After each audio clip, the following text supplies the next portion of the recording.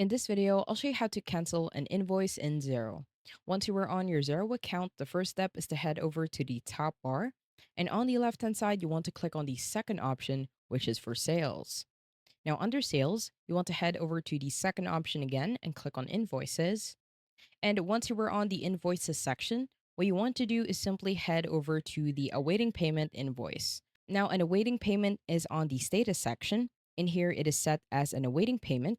At the bottom, it is also set as paid. Now, in order for you to see all of the invoices that are awaiting payment, simply head over to the top and click on the fourth tab for awaiting payment.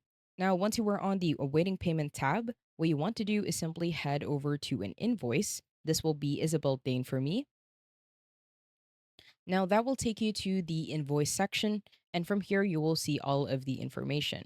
Now we have this invoice due on the 2nd of April, and in order for you to void this, simply head over to the bottom and the right corner, and in here you will see the option for less. Now beside less should be a hyperlink for payment, so just simply click on the hyperlink, and a new tab will show, and in there will be the transaction or the payment.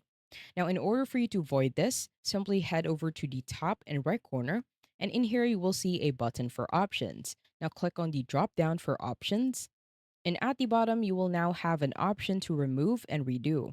Now, if you click on remove and redo, it will automatically take you back to your invoice. And if you head over to the top and right corner and click on the three dots for more actions again on this invoice, you will now have an option to void. Now, click on void.